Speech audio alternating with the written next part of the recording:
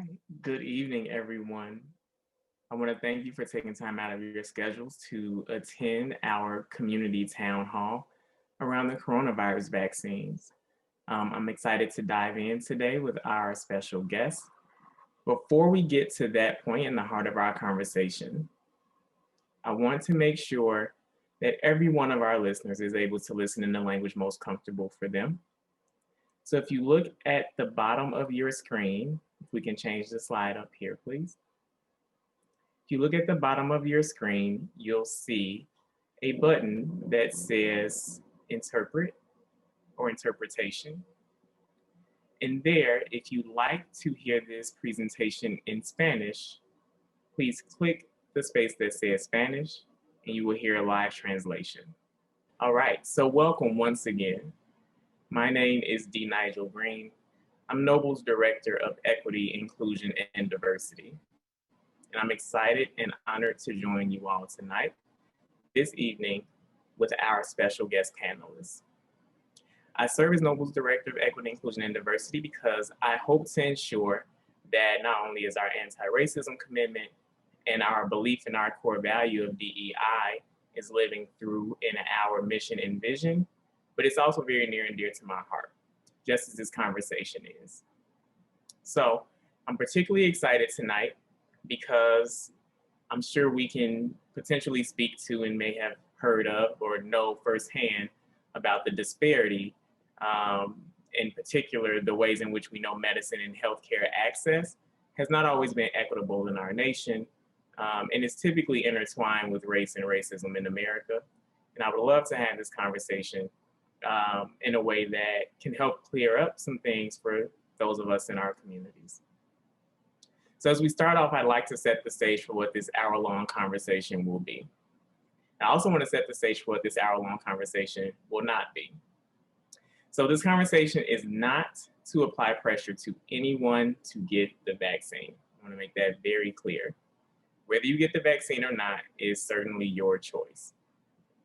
We have medical professionals here who will speak truthfully and speak honestly and share the information that they have with regard to the coronavirus vaccines. So this is for information sharing so that we can make informed and better decisions.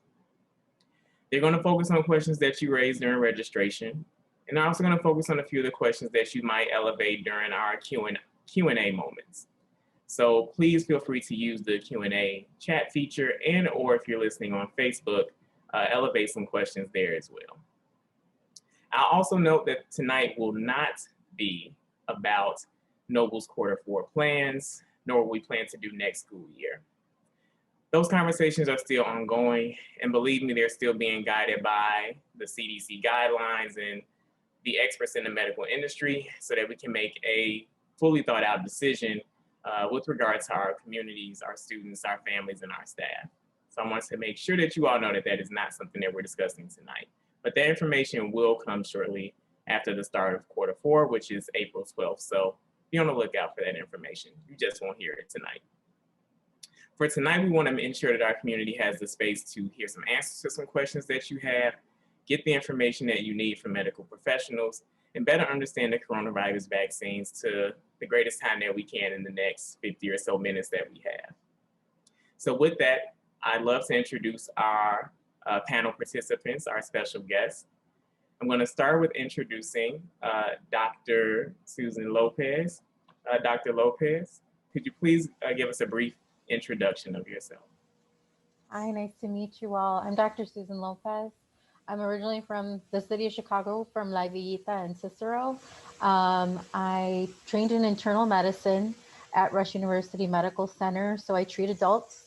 And I'm currently working at the hospital. So I'm a hospitalist. I treat only patients admitted to the hospital. So pretty much since the beginning of March, I've been treating anyone who comes into the hospital needing any kind of care, but also treating a lot of COVID patients. And in the course of that time, when I do have time off from the hospital, I'm doing things like this, talking about COVID and more recently talking about vaccines. Thank you, Dr. Lopez. So your work time and your spare time is spent getting us well and healthy. Thank you. Next, I want to introduce Dr. Melody Carnathan, and she's going to correct me if I got that wrong. but Dr. Mercedes Carnathan. That's There you it. go. Thank you. Yeah, Melody is a lovely name. Yes, Yeah. I'm Mercedes Carnathon, and I'm a professor in the Department of Preventive Medicine at Northwestern University's Feinberg School of Medicine. I'm an epidemiologist, so I study epidemics in the population. Prior to COVID, the majority of my work was focused really on chronic diseases, such as cardiovascular disease or heart disease and diabetes and obesity. The very many risk factors that seem to lead to more severe COVID outcomes. And so I've been speaking with a number of news outlets as well as schools and churches about the state of the pandemic and where we are right now. So I'm happy to be here tonight. Wonderful, wonderful. And you sound like the perfect person that we can speak to about this situation, along with you as well, Dr. Susan Lopez. So in the interest of time, we're going to jump right in. We have lots of questions that have been elevated during registration, and I'm sure more questions to come.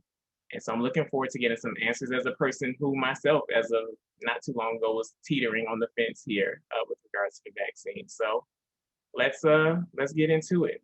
I'm going to start with you, Dr. Lopez. I'd love to just get a brief overview of just what is this vaccine made of, what has gone into it. There's certainly been some rumors behind the scenes and from my own personal communities around what's in it, fetal tissue or that it might alter the DNA. Can you just give us the real about like what's in this vaccine? You're on mute, Dr. Lopez. There you go. Thank you. Thanks for that. I always forget. You think we would know by now. So it's a little hard to describe what's in it without talking about how it works. So the way I think about it, or when I talk to my younger cousins about it, is inside of you, basically the vaccine is giving you a message to make antibodies to protect you. But the way you get that message is through a little chain of proteins called messenger RNA. Basically, it's a nice little chain of a lot of different signals, a lot of proteins. And so it's a very unstable protein. That's why these vaccines are so cold. But that protein, in order to protect it, is in a little fat bubble. It's a little pocket that protects it. And then that gets injected into you. You have the RNA and then the fat bubble, and that's suspended in saline solution, basically water with a couple of different salts and other solvents, no preservatives. And so that gets injected into you. That protein will end up giving that signal. I think of it like a Snapchat inside of an envelope. That Snapchat, it's gone within a couple of days. Most people, that mRNA goes away pretty quickly. Your body makes mRNA. That's how your body tells itself to make things. And it doesn't get into the part of the cell that is that houses or where your normal DNA is at. So it doesn't even reach that part of your cell. So essentially, the vaccine is made up of proteins, different types of fats and cholesterols, water, and different salts. Pretty much what you would cook with. So lots of different things, but that's kind of bringing it down to the very basics. That's what's in it. And it needs to be very cold because there are no preservatives in it. Thank you for that. There's this feature called Explain It to Me Like I'm an 8-year-old, and I think you just did an excellent job at that. Dr. Conathan, I have a question for you that's pretty straightforward. Does the vaccine work? And then will it work equally on everyone? That's what we really hope. This is why we design clinical trials. So it's part of the process of developing this vaccine. The scientists developed it in laboratories. One of them is the Moderna vaccine that the National Institutes of Health was instrumental in creating. And another was created by Pfizer and another company called BioNTech. So the scientists use their knowledge to build this messenger RNA vaccine. But before we can safely give it to people, it has to go through a few steps. So you may have heard about clinical trials. Well, there's a series of steps before we get to the point of even testing whether it can protect against the actual virus, one of the first steps is to make sure that it doesn't cause any harm to individuals. So, is it safe? Does it lead to any, negative outcomes?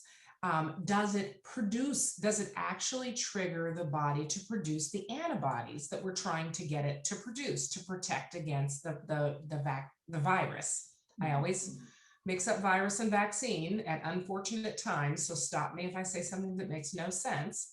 But those early steps, those phase 1 and phase 2, the safety, the preliminary effectiveness, does it actually produce antibodies? That takes place before we get to the phase 3 clinical trials. And both of these vaccines that are now approved for emergency use here in the United States did not skip any of those steps. A lot of people are fearful, thinking it was Operation Warp Speed. Does that mean steps were skipped? No.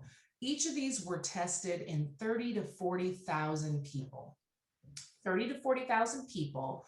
One half was randomly assigned to receive the vaccine. The other half was not. Now, one thing I do know about the earlier trials is that they made a point to try to invite people with a range of different health outcomes, a range of, let's say, occupations, and around the country, to make sure they had representation. They didn't test it in children, so it's not approved for use in children. They also did not test it in pregnant women, although some women became pregnant during the course of the clinical trials, and they found that it was safe even for pregnant women. So they did this testing to see, did the group who received the vaccine develop COVID-19 less often than those who did not? And that is essentially what they found. They found that as compared with the group who received the placebo, and what's really important about these trials that are called blinded trials is that the person who took it doesn't know which one they got. And the person who administered it doesn't know which one they got. They just keep calling back to find out, hey, have you had illness, and testing to make sure that they didn't become sick. And what they found was that these were highly effective, preventing 91 to 95% of COVID-19. And that is with a 2-dose regimen. So that's what's critically important. To reach those highest levels of protection, 2 doses are needed. And so right now, we finished the phase 3 trials. That is what was announced in November and December. Right now, we're rolling it out. Millions of people across the US have received the vaccine, and around the world.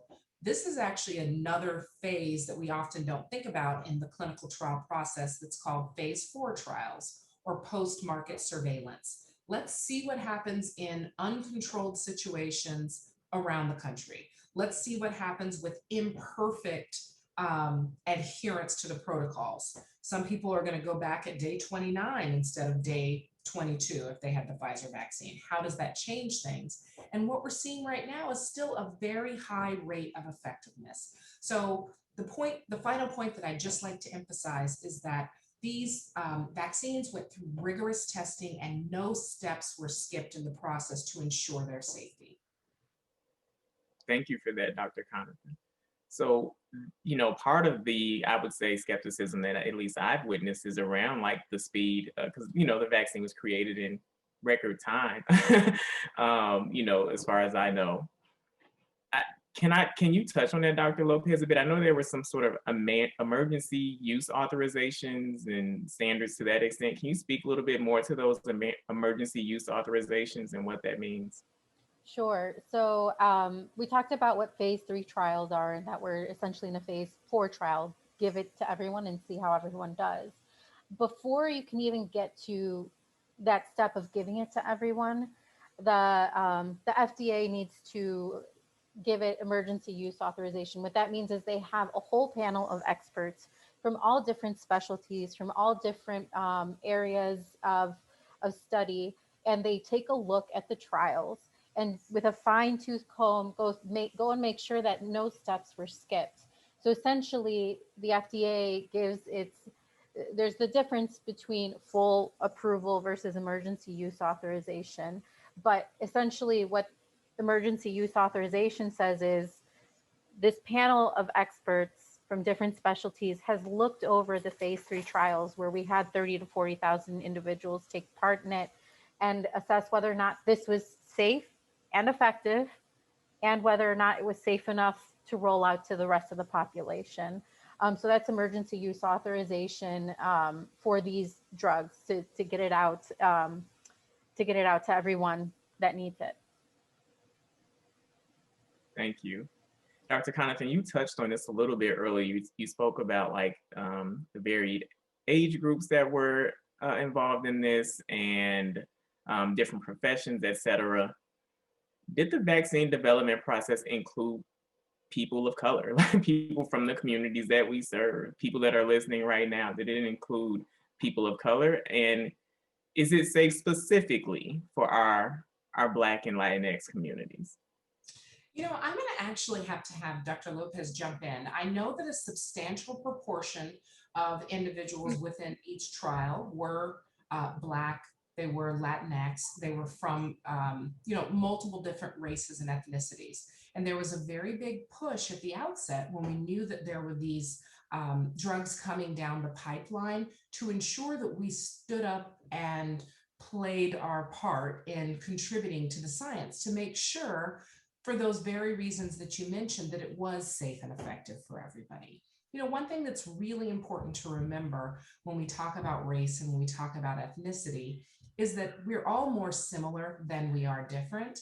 And what describes our different experiences in life and experiences with health are things related to the social determinants of health. And so to that end, I would not have an hypothesis up front that it would work differently in a person of color versus somebody who's not a person of color. But there are multiple circumstances that may be more or less common among persons of color that might interfere with its effectiveness, including even adherence to following all of the recommendations.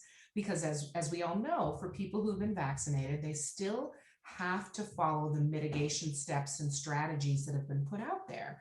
And, there are people who are more or less able to do those sorts of things because of their social circumstances. So that's why it was certainly critically important. I have off the top of my head that it was 10 to 12%, but Dr. Lopez, do you know the exact numbers? I thought 10 to 12% of each of those were Black or Hispanic. Yes, you're right. It's about 10 to 12%. Traditionally, in clinical trials, that number tends to be lower. That's just historically, people of color have not been either recruited or maybe do not feel safe entering clinical trials for various reasons. But both the Pfizer and Moderna trials did a good job. It's not the best because it definitely does not reflect the US patient population, doesn't reflect the population as a whole, but they did do a better job of increasing that recruitment for those trials. So better than previous trials, but there was a good representation, better, but not the best it can be. Absolutely. Thank you both for responding to that. Dr. Lopez, Dr. Connaughton mentioned earlier that it has not and was not tested on youth under 16. Why is that? And what will be the steps or the process for that happening? Sure. So the FDA will not give any medication or drug emergency use authorization. They will not allow it to be, quote unquote, approved for any age group until they see the data that it is both safe and effective in that group. So currently right now, what was studied in both the Pfizer and Moderna trials were 16 or 18 and older. So that's what's approved right now. Currently, both Pfizer and Moderna are starting either recruitment. I believe Pfizer has completed their recruitment for ages 12 and up.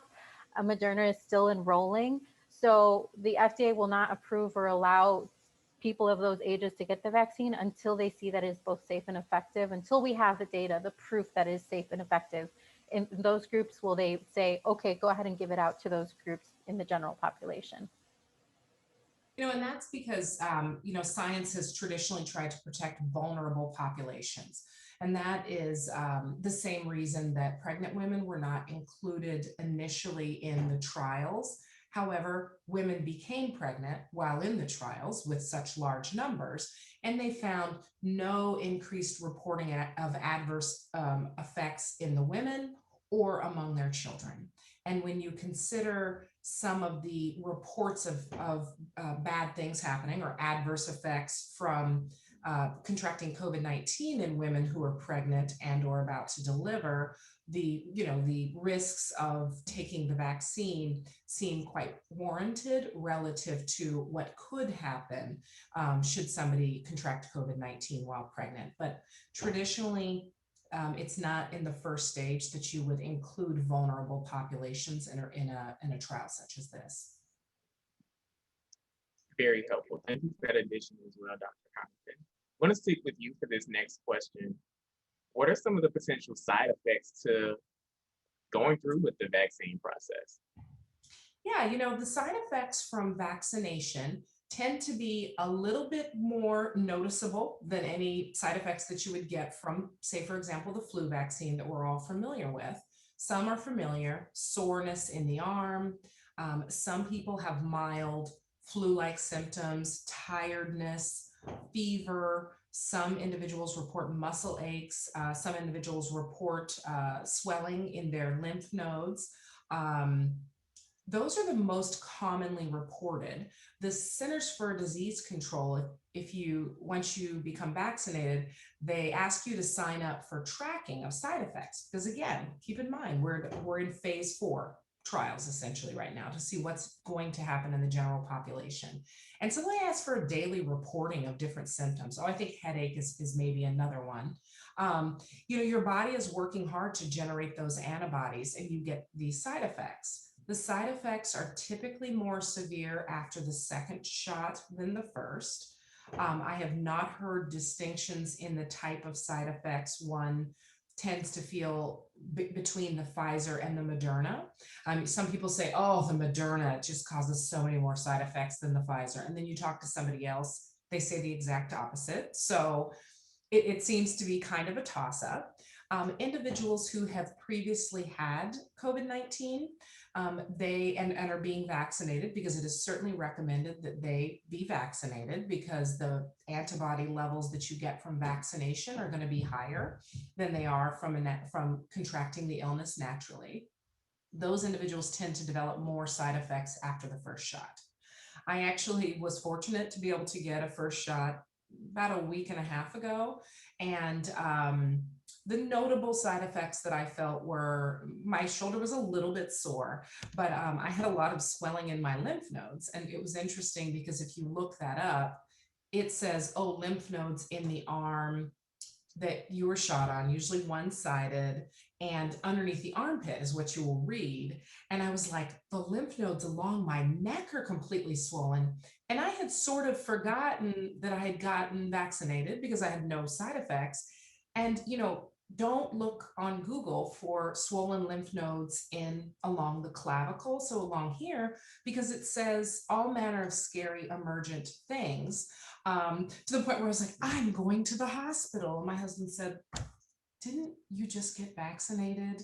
Don't you think that's your lymphatic system? And I was like, oh, you're right. That's it. And so it's really important, because if you look up online, you don't see that. But this is why it's important for people to report their side effects, so that they can start to create this repository of expected experiences. Thank you for that.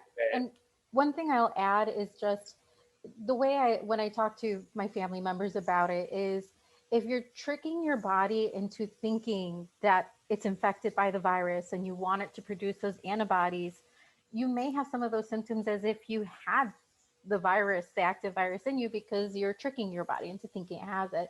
So about 15% of people will have those side effects.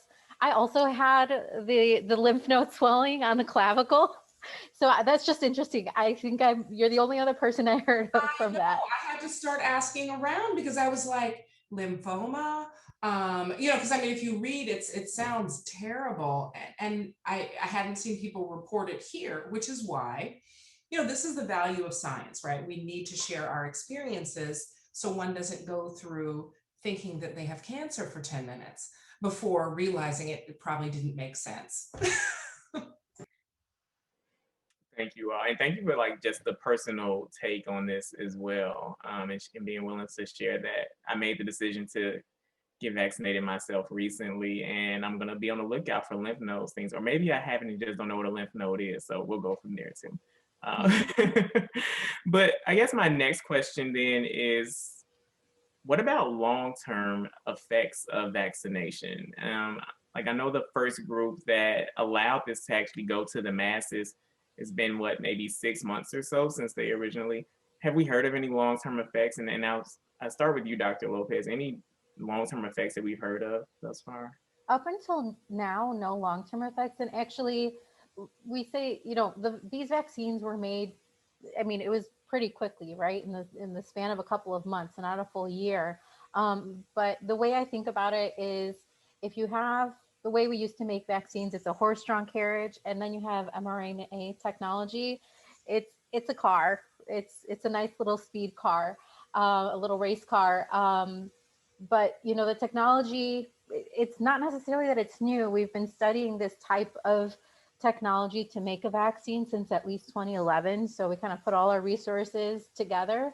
But essentially, sorry, I think I forgot the question. What was the original question? It's just, any long-term effects that have. So there have been different vaccines, getting to my point, there have been different vaccines that have used this technology. They've used it for the Zika virus. I think they've made some attempts with the flu virus.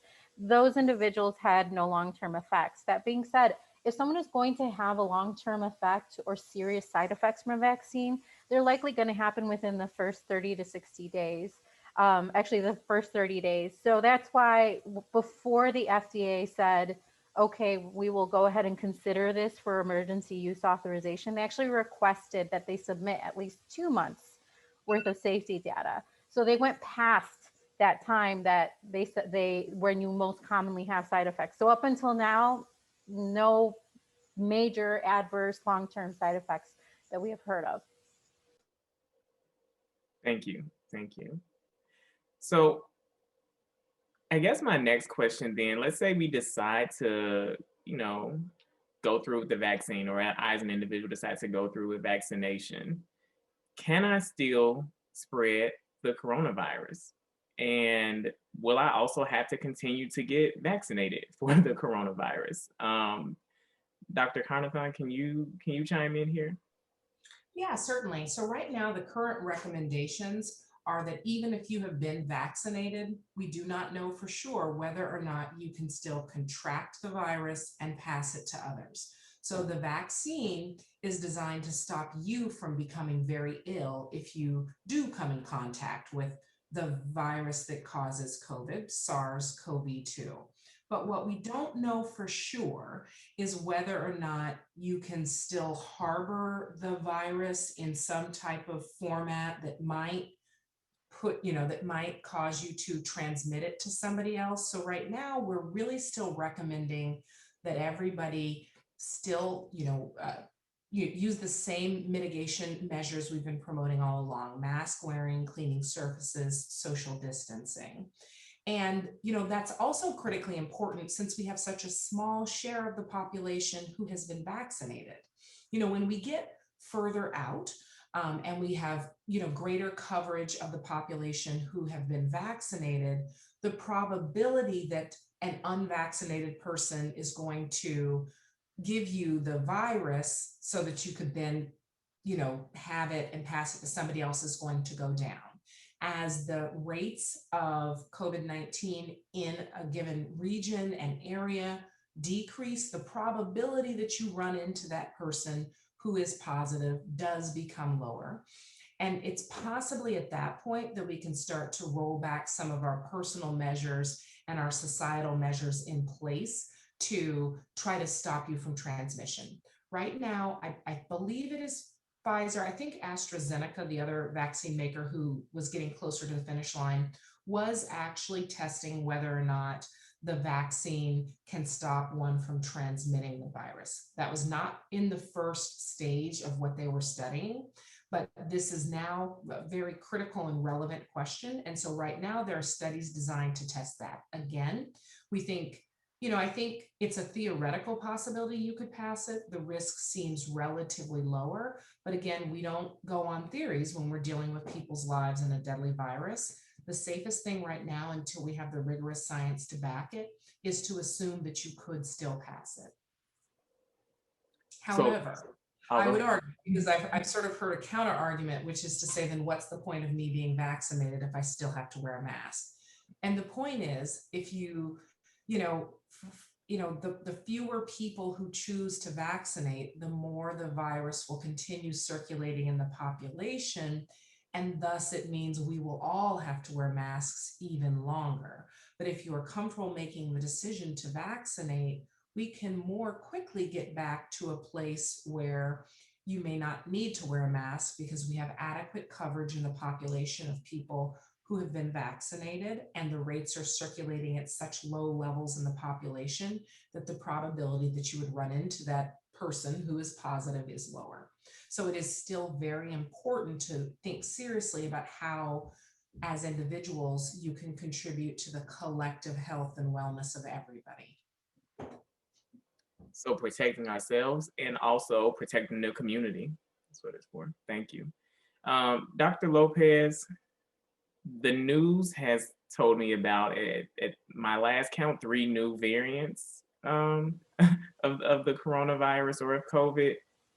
Can you speak to like the vaccination process and its protection against these new variants, the ones that are present, the ones that are to come, et cetera, et cetera? Yeah, so right now it's a very good question, especially since right now we're touching on the more chances we give this virus to spread, the more chances it has to mutate and make new variants. But the 3 variants that we've heard about have been from the UK, South Africa, and Brazil. Um, they're all a little bit different. If you think about the the parts where they've changed or mutated, it's on the spike protein. That's what the vaccine is telling you to make, so your body recognizes it's as if it thinks it's got the virus. Um, so the spike protein that you make from the vaccine has a lot of different parts on it. Think of it like a big old key trying to get into your cells. And so these variants have changes on the key. Right now, we are trying to figure out, the scientists and labs are studying whether or not the vaccines or the antibodies that you make with these vaccines still work, still interact with these proteins from these viruses from all these different places. Right now, at least from what we understand, we anticipate that those variants haven't changed so much that the vaccines don't work against them. Some vaccines, at least right now, I believe it's Johnson and Johnson, and maybe Moderna, have shown that they're not as effective at keeping you from getting sick. But the good news is, even if you've been vaccinated, it doesn't matter which vaccine you've received, Pfizer, Moderna, Johnson & Johnson, AstraZeneca, it keeps people out of the hospital. So even if you do get sick, you don't get severely sick enough to need the hospital. And there haven't been any deaths in those people who have been vaccinated and come in contact with those new variants. So even though, yes, you may still get sick, where it matters, where we're not overloading our healthcare systems, is that you're not needing to be hospitalized and you're not dying from these variants. Thank you, Dr. Lopez, for that. I have some pretty straightforward questions about vaccinations and the individuals that might be taking them. And I'll start with you, Dr. Connerton, because you mentioned this, I believe, twice. In your opinion, should pregnant women take the vaccine? I am not a medical professional to make recommendations to any individual. What I can tell you is that the data suggests that pregnant women did not experience adverse effects from having taken the vaccine. There are always knowns and unknowns, and the way that I tend to say this is, you're right. We don't know if something is going to come up and it could be hurtful to a pregnant woman or her fetus. We don't have evidence to show that that is going to happen. There were women who became pregnant during the trials, and they delivered healthy babies, and they were safe and healthy. It appeared to protect them as well from contracting COVID-19. So right now, the evidence falls down on the side of pregnant women being vaccinated, because the flip side is the known, which is that if you contract COVID, you could have a very bad outcome. We know that you could. You might be fine, but you could have a very bad outcome. We don't know that, we haven't seen data to show that pregnant women becoming vaccinated have significant problems. But I don't make recommendations. Yeah, not a recommendation, but I appreciate the science and breaking it down for us. Dr. Lopez, as you know, like our communities are often overburdened with our own pre-existing conditions, for lack of a better word, or developed conditions, hypertension and or lupus and or sickle cell and or etc. How will the vaccine interact with my pre-existing condition? So we're actually recommending when it's your turn, because every state has its own distribution plan.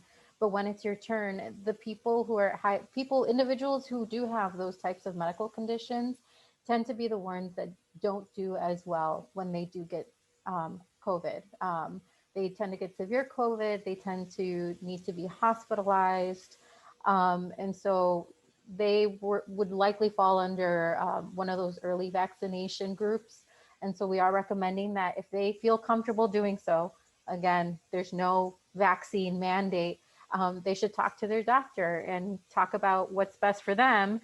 But in general, we are recommending that if someone feels like they should, then it's probably best and safer for them to get the vaccination, because the benefit completely outweighs the risk of them getting sick with COVID.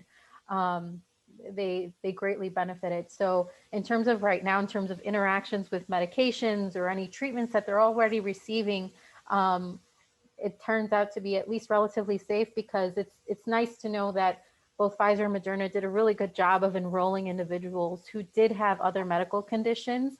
And so far, everyone has done relatively well. Thank you for that. Just in a moment of transparency and vulnerability, I am personally immunocompromised, which I knew if I got COVID, that could be very, very dangerous for me. And that was one of the things that helped me make the decision on going forward with the vaccination. Dr. Connaughton, my next question for you, because you've mentioned quite a few, you've mentioned the two that we know about for sure, Moderna and Pfizer, as well as some that might be in the pipeline.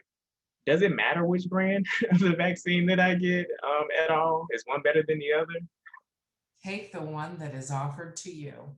It is, they have each undergone very rigorous testing. They have comparable effectiveness in protecting against severe illness. You should not, be picky about which one you receive. There are slight differences in how they're administered. The Pfizer vaccine has a 3-week window in between shots, so 21 days, and the Moderna has a 4-week or 28-day. But they both work in a very similar manner. The other two that are closest and coming along the pipeline are the Johnson & Johnson, which is a 1-dose. I think the way that in which it is delivered into the body is slightly different. They use an adenovirus, which is a cold virus instead of that fat particle.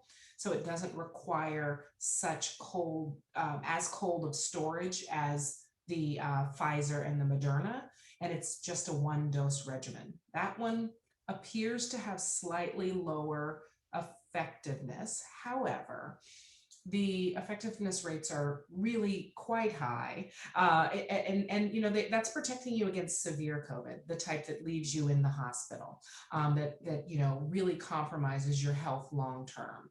Perhaps one might still, become mildly ill, but ideally not severely ill. So I would say any of those, and I think the Johnson & Johnson is the closest to getting emergency use authorization.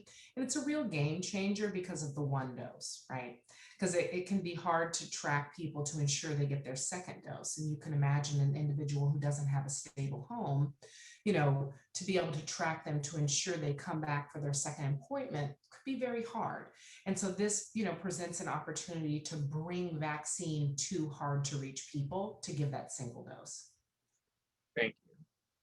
So Dr. Connaughton, I know you have had your first dose of the vaccine. Dr. Lopez, have you decided to get vaccinated? Are you on your first or second dose? What was your experience like there? Sure. I did get both of my doses already. Since I'm in the hospital, mostly in the COVID areas, the COVID patient with COVID patients. I was one of the, I think I got it on the second day that my hospital offered it. I got the Pfizer vaccine. The first vaccine, totally fine. A little sore on my arm. The second one, the arm soreness was a little bit more noticeable. I didn't have any fevers. I was a little tired, but I still managed to work. I think it was a 4-night stretch without a problem. Just a little extra coffee, and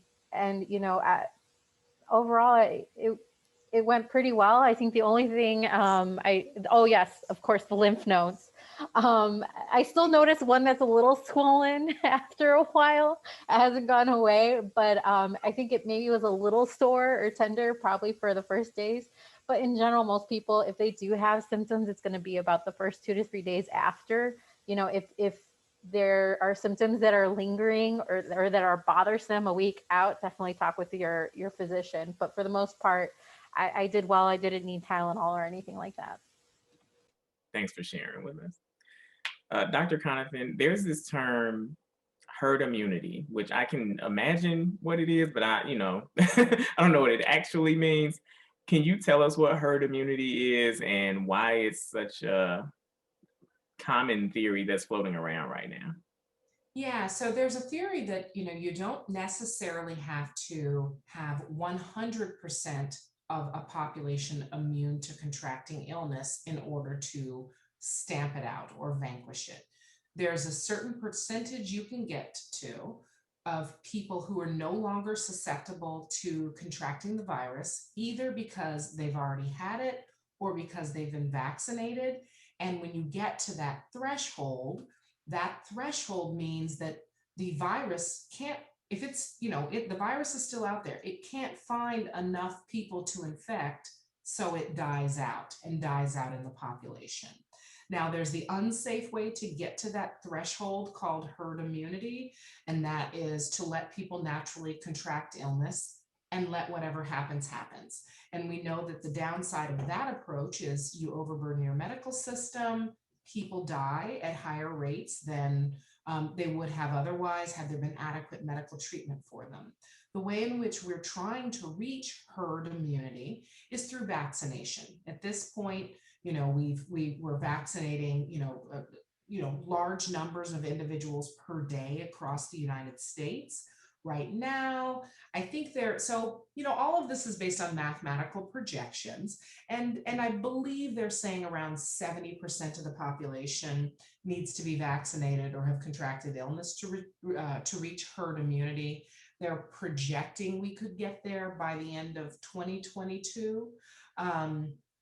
But these are theories and their projections. And I think, as Dr. Lopez pointed out, the danger of that taking a long time for us to get there is that this virus wants to stay alive. This is why viruses mutate. It's what they do.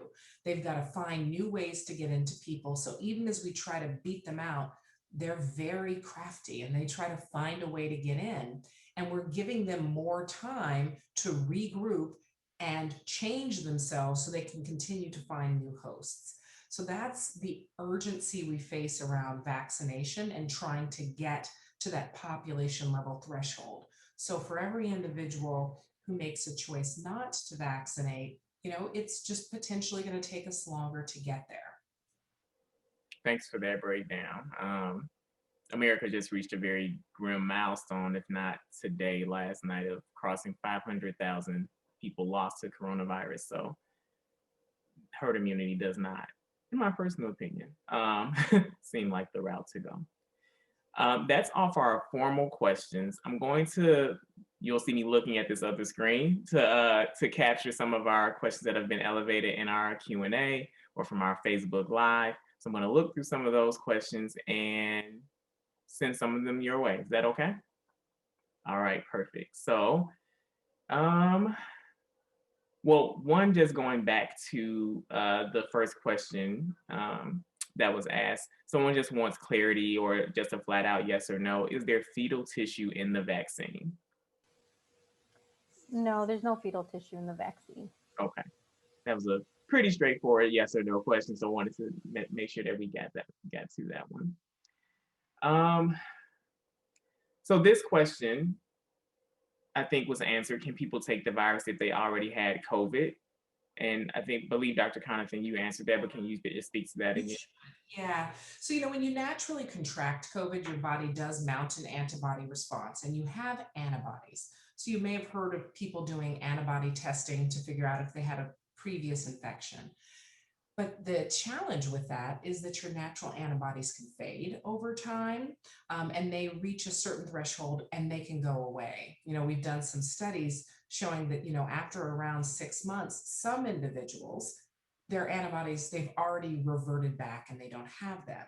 But what the vaccine does is it produces a much more robust or stronger antibody response that gets your antibody levels up to an even higher level and tends to sustain them at a higher level than natural infection.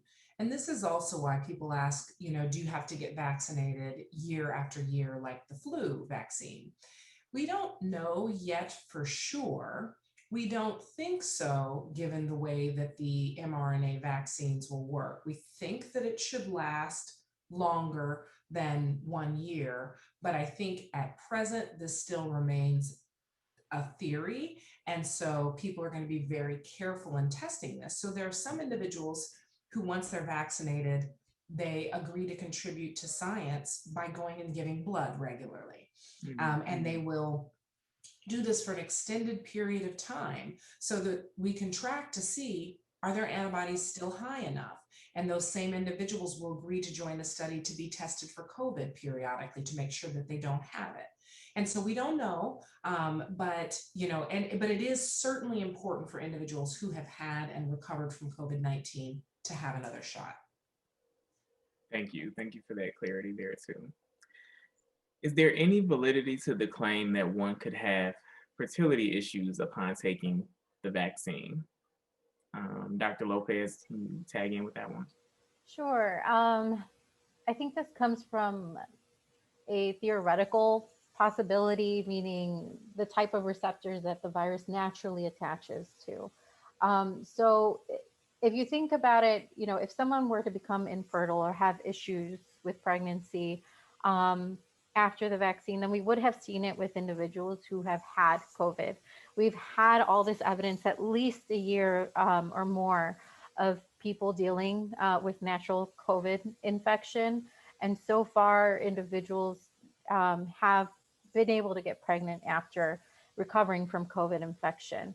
So far, we have those women that did happen to become pregnant during these trials. They've done well, no issues with miscarriages.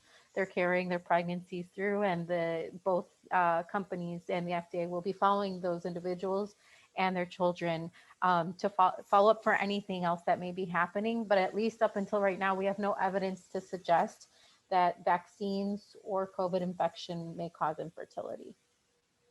Thank you. Dr. Connaughton, any sense of how long the antibodies from the vaccination will be effective? For example, will this be something that requires annual vaccinations? Is that something we're going to have to do moving forward? Right now, we don't know for sure, but it seems not likely that it will need to be annual in the same way that the flu vaccine is. And that's because the flu vaccine is manufactured using a different technology altogether. The benefit of this mRNA vaccination and vehicle is you're never exposed to any form of the virus, but your body has been given a message. And I love the Snapchat because I actually thought about that because I saw this great Tyler Perry special about vaccination that explained things in very clear terms. And what she said is that the messenger RNA is like the contractor who goes and drops off the blueprint. And your body then they're the construction team who builds the house to stop the invader. It drops the messages off and it drops the instructions off and it leaves. Your body builds the house that is meant to block the invader from coming in. Now, when the invader changes its form, you may need tuck pointing, and that may be the booster that comes in later, because what they're talking about now is with some of these new variants, whether or not they'll need to tweak things a little bit to give individuals a booster to protect against these mutations that we're seeing on the spike protein. And so, yeah, I would think about that as, sometimes you need to call a roofer or a contractor because there's the potential for leaks to come in. Thank you. And I'm really loving all of the analogies that are so accessible. Snapchat was a good one. I was like, who delivers a message and disappears? And I was like, I think Snapchat and Facebook stories. That's great. I love it. Dr. Lopez, quick question for you. Some vaccines take 1 dose, which we've heard about. Some take 2. Why do some require more doses? Does that mean they're ineffective with just 1? Like, can you talk about why 2 versus 1, etc.? Yeah, so like I mentioned before, this technology has been around for a little while, and that's the way that they had done those types of vaccines. And so that's the way they decided to go with producing these. Both Pfizer and Moderna use the mRNA technology inside the little fat capsule.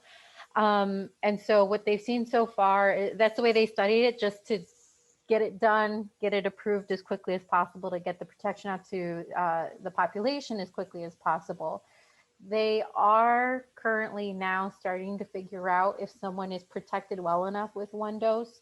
So at least for now, both Pfizer and Moderna is still 2 doses, but they are trying to figure out if someone will be protected well enough with just the 1 dose. The technology that's used for Johnson & Johnson uses adenovirus, or a very weak cold virus. It's a common cold virus. Basically, it's same idea as the fat capsule. It protects the mRNA until it can get inside your body. But that one, because it doesn't have to be as cold and it's more stable, at least that type of technology has used 1 dose. So they're trying to figure out if there are ways to get more doses to more people. So we don't know yet, but at least for now, Pfizer and Moderna are both 2 doses versus Johnson & Johnson right now, which will be anticipated to be 1 dose. Thank you. Dr. Carnathan, I know this question will be of interest to quite a few in our community. Are there natural ways like eating fruits, vegetables, or alkaline remedies to prevent COVID or to survive it if you do get it? Healthy lifestyle cannot be understated. And when we think about who has had the worst outcomes from COVID, it's been individuals with chronic diseases, obesity, diabetes, hypertension, pre-existing heart disease. So healthy lifestyle, healthy diet, regular physical activity, and sleep, all of those boost your immune system. They help you maintain a healthy weight, and they help to ward off many of these chronic conditions that can lead to having a worse outcome from COVID. So those should always be part of one's suite of tools to fight severe COVID. However, they aren't enough. They aren't enough because this virus works in a different way. And if this virus gets into you, and if your body, if you have, if you are, unfortunate, and we're not totally sure why this happens, some individuals have a massive immune response where the body starts to turn on itself. And essentially, these are the people who end up, having very bad outcomes. And even those individuals who don't have bad outcomes immediately, some of those people end up being long haulers, where they've got chronic symptoms, chronic fatigue, shortness of breath, headache, damage to their hearts, having had even mild or moderate COVID. And if you listen to the stories of the individuals who've been affected with this long haul COVID, there's not a common theme that comes up, right? Someone says, oh, I was running 10 miles a day and, you know, I took all of my multivitamins and look what happened to me. So right now it's still too much. There are still too many unknowns to just count on that as a sole strategy, but it is critical. It's critically important that we maintain our health and our wellness during this period. Thank you. Dr. Lopez, you'll field our last Q&A question here. How long do you think, in a rough estimation, just from being in the medical industry, how long will it take to vaccinate? Let's narrow the focus, all the folks in Chicago that would like to be vaccinated. Yeah, so I think right now I talked a little bit about the different phases or the steps that the city and the state are taking. So the federal government paid for these vaccines. So number one, no one should ever get charged for the vaccine itself when they go get it. And I recommend that people, if they feel safe doing so, if they feel like it's the right decision for them, get the vaccine when it's your turn. What that means is that the state and the city have come up with a plan. So those in high risk categories get the vaccine first. That depends on what category you fall under, what risk you have, but also what supply we have. Right now, if you look at the City of Chicago website, there's a nice little kind of graph, and it shows estimating around when everyone will be able to get a vaccine.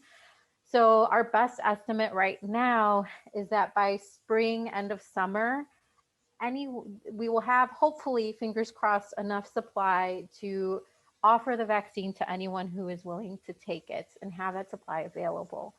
So right now it's a very stepwise, procedure that we're going through with the city and the state in order to make sure that the high risk people, individuals who are working in the hospitals, the clinics, individuals with comorbidities. So currently, right now, we're in a combination of 1A and 1B. It's kind of overlapped, but individuals who are 65 and older with specific chronic conditions. So hopefully, as we go on into the spring and summer, it'll be available to more people. Fingers crossed. Final question for both of you. Any closing remarks about the vaccination process or rollout for the Noble community, or just your thoughts on, what's next? Any final thoughts here? And I guess the final thought I would have, just briefly, is really that, we're all part of a community. And, when you make a decision, certainly your decision impacts you as an individual and your family, but, we have to think about how our decisions impact our larger community. That can be your Noble school community, that can be your neighborhood, that can be the city of Chicago. And, we need to think about how best we can be a family and protect one another. So, if you're feeling hesitant about it, keep talking about it, keep asking questions. Certainly nobody wants to come in to tell you what to do, but with the end in mind, which is to say we're part of a community and we need to protect one another. Keep asking questions if you're feeling uncomfortable, and don't just give up and pull away and say no way, never. So that, I think, would be my final point. Thank you. Dr. Lopez? Very similar final point. It's a personal decision, but we want to make sure, we're here tonight to make sure you have all the information you need so that you can make the best decision for yourselves and your families and your communities. It's been a scary year, and it's okay to say it's been a scary year. But we're here to help guide you through this, and we hope that you stay safe and well and healthy. Wonderful, wonderful. I just want to give an immense amount of gratitude to both of you all as our panelists. Thank you so much for sharing your truth, your honesty, the science, the data. Just incredibly grateful that you all joined our Noble community this evening and took time out of what I know is an incredibly busy schedule, considering all that is happening in the medical industry. I also want to thank everyone that attended tonight. I want to thank everyone that submitted a question. I want to thank everyone that thought about submitting a question or just showed up to get some information. It's all incredibly important, and I'm grateful for everyone that could be here. We will continue to have this dialogue, so keep an eye on Noble's social media and your email inboxes for information and for ways to register. This conversation certainly isn't over. And we'll also post this full conversation to the Noble Schools blog in the next few days. So keep an eye out there and absolutely share with friends if they're having, similar thoughts or similar considerations. And with that, I say on a Monday, good night. Enjoy the rest of your week.